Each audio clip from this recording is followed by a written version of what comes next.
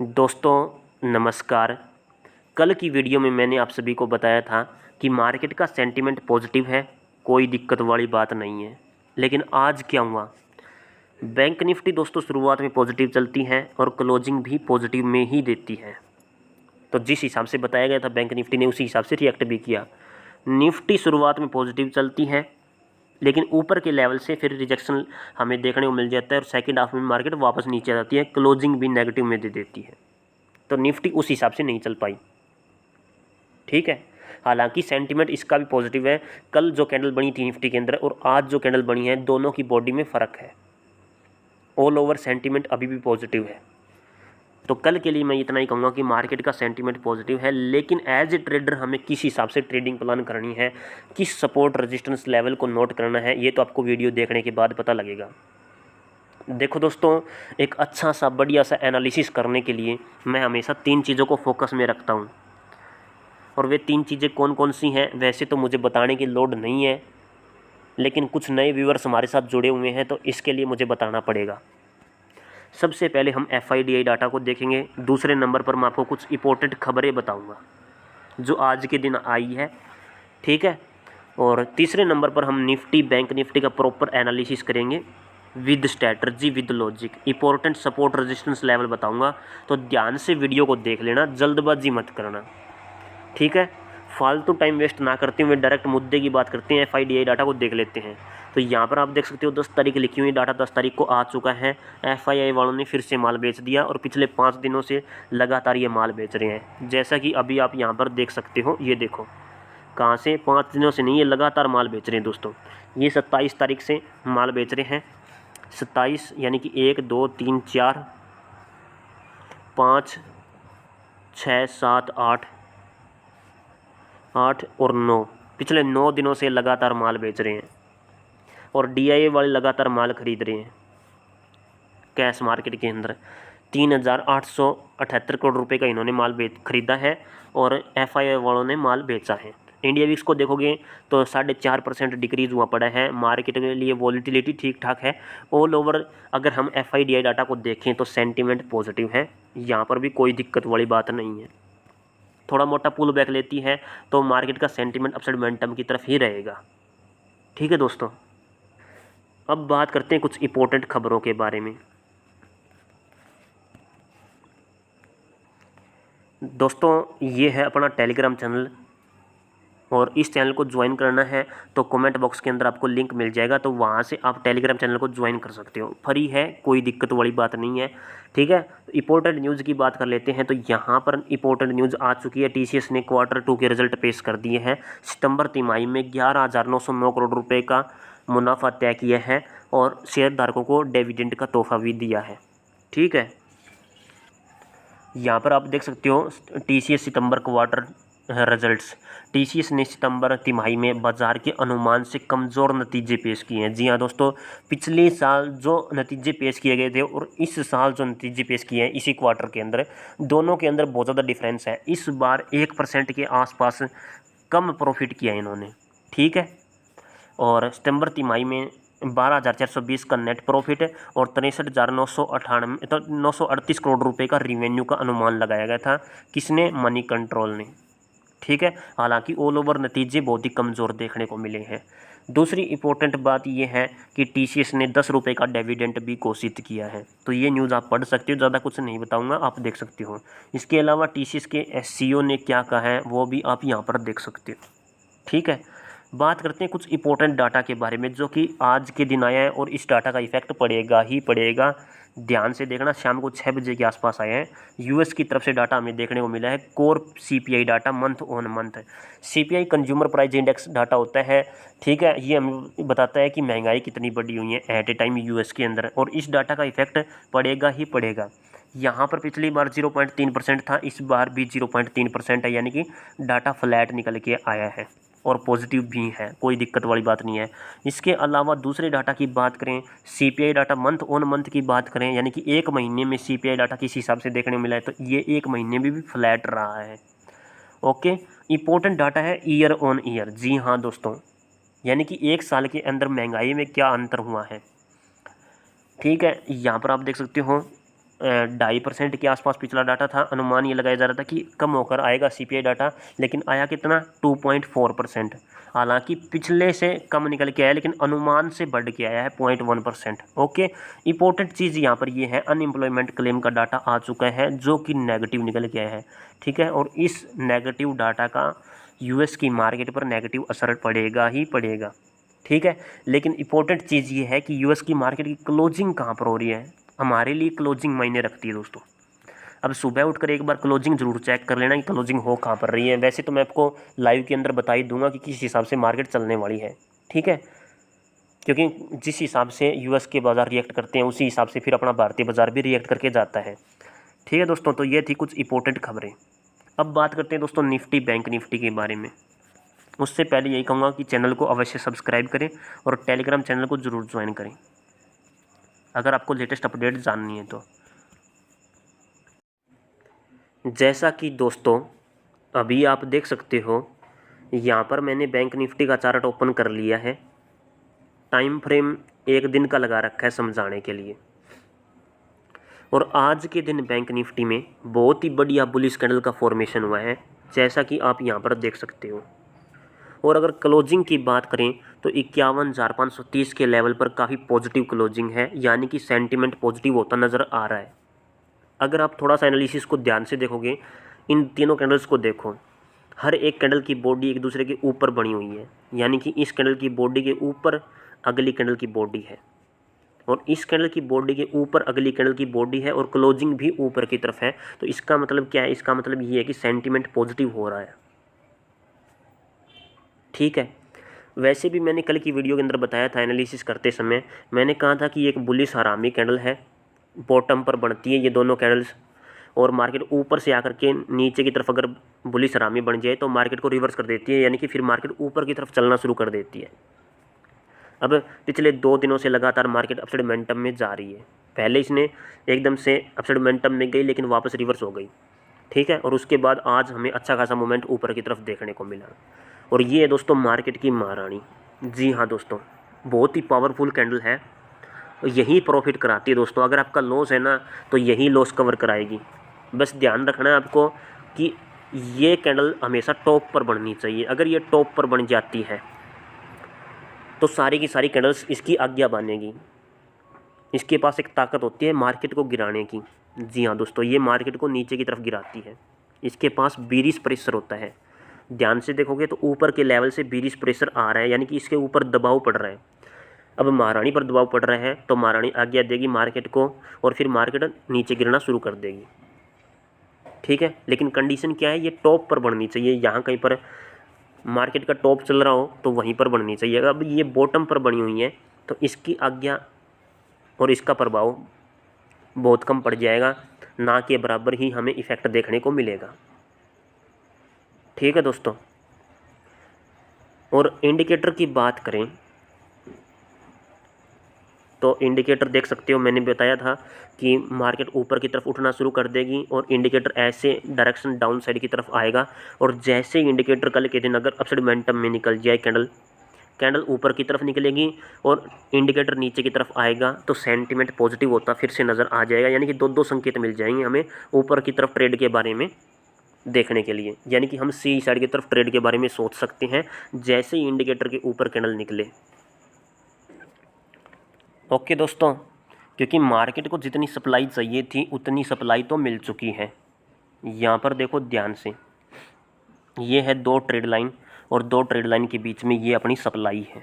Market को यहाँ से लेकर के यहाँ तक सप्लाई चाहिए थी, उतनी सप्लाई मिल चुकी है। मैंने बोला था यहीं पर कि मार्केट में अब गिरावट आनी शुरू हो जाएगी, मार्केट नेगेटिव हो जाएगी, तो यहीं से नेगेटिव हो गई थी।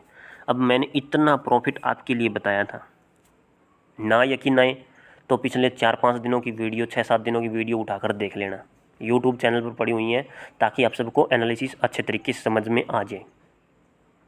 ठीक है, अब जैसे ही इंडिकेटर ऊपर की तरफ निकालेगा तो हमें सी साइड की तरफ ट्रेड के बारे में देखने को मिलेगा, हम सी साइड की तरफ ट्रेड के बारे में सोच सकते हैं। बात करते हैं यहाँ पर दूसरी कंडीशन की। पहली कंडीशन तो मैंने बता दिया कि जैसे इंडिकेटर के ऊपर निकलेगा तो हम सी साइड की तरफ ट्रेड के बारे में सोच सकते हैं। दूसरी कंडीशन यहाँ पर ये है कि ये थोड़ा साइडवेज हो इस प्रकार से, फिर अपसाइड मोमेंटम में निकले, यानी कि ये जो ट्रेड लाइन है ना यही मायने रखेगी हमारे लिए, समझ रहे हो। अब ट्रेड लाइन के ऊपर कैंडल आ चुकी है, क्लोजिंग भी ऊपर की तरफ हो चुकी है, तो सेंटीमेंट पॉजिटिव है। मार्केट अब इन दोनों ट्रेड लाइन के बीच में आ चुकी है, ठीक है। मार्केट ने यहीं से गिरना शुरू किया था, देख सकते हो यहाँ पर थोड़ा सा साइडवेज हुई थी मार्केट,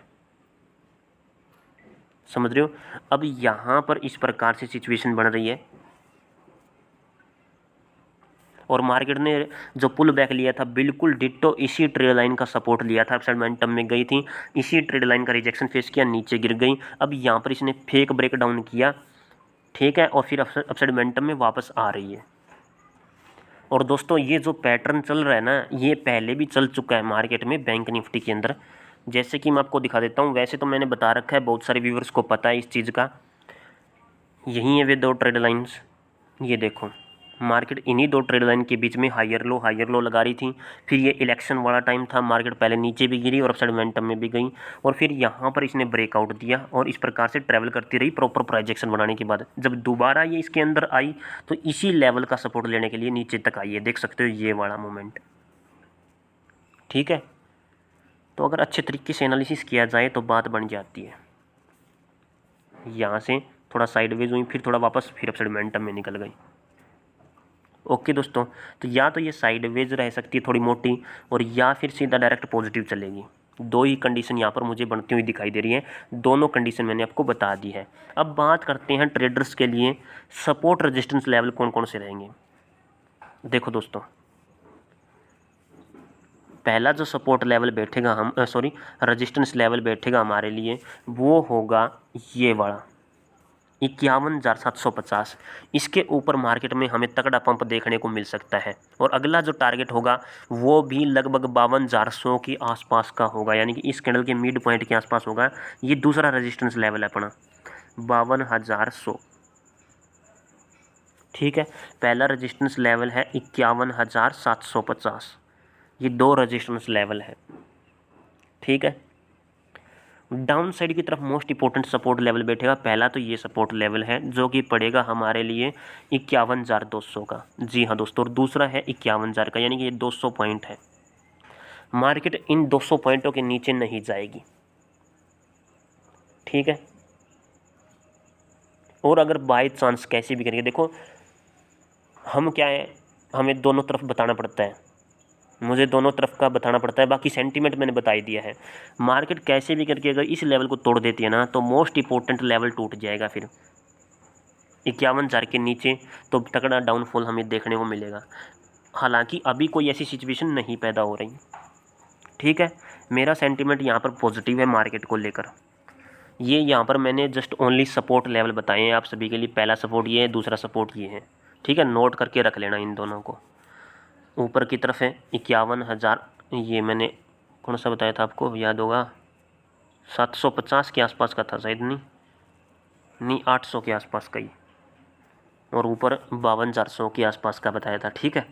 तो कल की ओपनिंग अगर मान के चलते हैं कि यहाँ कहीं पर मार्केट ओपन हो जाती है, इस लेवल के बीच में ओपन हो जाती है, ठीक है। ये जो ट्रेड लाइन है ना, ये जो ट्रेड लाइन है ये मायने रखेगी आप सभी के लिए। अगर इस ट्रेड लाइन के नीचे मार्केट निकलती है तो हम स्कैल्पिंग के बारे में सोच सकते हैं, जस्ट ओनली स्कैल्पिंग के बारे में, ठीक है। इस कैंडल का भी अगर मिड पॉइंट आप नोट करना चाहोगे तो ये यहाँ कहीं पर पड़ेगा 51,370-80 के आसपास, ठीक है। तो अगर मिड पॉइंट टूटे और इन दो ट्रेड लाइन का ब्रेक डाउन हो तब हम पी साइड की तरफ एक स्कैल्पिंग के बारे में सोच सकते हैं। बाकी अगर मार्केट यहाँ से रिवर्स ले ले अपसाइड मोमेंटम में जाए तो जैसे इस बॉडी के ऊपर निकलेगी हम सी साइड की तरफ ट्रेड के बारे में सोच सकते हैं, कोई दिक्कत वाली बात नहीं है, ठीक है, समझ रहे हो। बाकी ऑल ओवर सेंटीमेंट पॉजिटिव है। ऊपर की तरफ फिर इंडिकेटर आ जाएगा, जैसे इंडिकेटर क्रॉस करेगी फिर से हम सी साइड की तरफ ट्रेड के बारे में सोच सकते हैं। प्रॉपर एनालिसिस मैंने बैंक निफ्टी का कर दिया है। चलिए चलते हैं निफ्टी के चार्ट पर। यहाँ पर मैंने निफ्टी का चार्ट ओपन कर लिया है, टाइम फ्रेम एक दिन का लगा रखा है समझाने के लिए। देखो दोस्तों, मार्केट यहाँ पर अपसाइड मोमेंटम में ज़रूर गई, लेकिन यहाँ पर डाउन साइड की तरफ आ गई। ऊपर से बेरिश प्रेशर हमें देखने को मिला। बैंक निफ्टी तो बेरिश प्रेशर ओट पाई, लेकिन निफ्टी इस प्रकार से बेरिश प्रेशर को नहीं ओट पाई। मैंने इसी ट्रेड लाइन के नीचे पी साइड की तरफ ट्रेड के बारे में बोला था, ठीक है, के बारे में बताया था, लेकिन इस ट्रेड लाइन के नीचे भी नहीं आई, बॉडी के नीचे भी मार्केट नहीं आई, ठीक है। अब निफ्टी को देखें और बैंक निफ्टी को देखें तो बैंक निफ्टी में सेंटीमेंट पॉजिटिव हो रहा है, लेकिन निफ्टी के अंदर यहाँ पर थोड़ा साइडवेज मूवमेंट देखने को मिल रहा है, ठीक है। और यहाँ पर दूसरी चीज़ ये भी हो रही है कि इस प्रकार से एक ट्रेंगल शेप पैटर्न डिज़ाइन हो रहा है, ओके। तो ऐसी सिचुएशन में क्या होगा, ऐसी सिचुएशन में हमें सिर्फ दो ही चीज़ नोट करनी है। एक तो ये वाला लेवल, अगर इस लेवल से नीचे निकले मार्केट, ये कौन सा होगा, लगभग 24,950 का। जी हाँ दोस्तों, मोस्ट इंपॉर्टेंट लेवल है। जैसे ही टूटे वैसे ही हम पी साइड की तरफ ट्रेड के बारे में सोच सकते हैं एज स्कैल्पिंग, ठीक है। क्योंकि ये देखो, अगर दो ट्रेड लाइन को अगर हम मिलाओगे तो इस प्रकार से एक ट्रेंगल से पैटर्न बन रहा है, ओके दोस्तों। अब ये ट्रेंगल से पैटर्न अगर अपसाइड मोमेंटम में मार्केट फटेगी तो ऊपर की साइड ट्रेड देखने को मिलेगी। अगर डाउन साइड में आएगी तो हमें एक बार नहीं सोचना है, जैसे ये लेवल टूटता है तब हम डाउन साइड की तरफ सोचेंगे, ठीक है। और दूसरा सपोर्ट लेवल बैठ जाएगा यहाँ पर डायरेक्ट 24,800 का। बस 24,800 के नीचे मार्केट नहीं जानी चाहिए, ठीक है। 24,800 और एक ये लेवल, इस लेवल के नीचे मार्केट नहीं जानी चाहिए। 24,950 सेंटिमेंट पॉजिटिव है, ठीक है। बात करते हैं ऊपर की तरफ है तो मोस्ट इंपॉर्टेंट पहला लेवल तो आप ये नोट कर सकते हो, ये कौन सा पड़ेगा, 25,070 के आसपास का है, ये पहला रेजिस्टेंस लेवल हो जाएगा।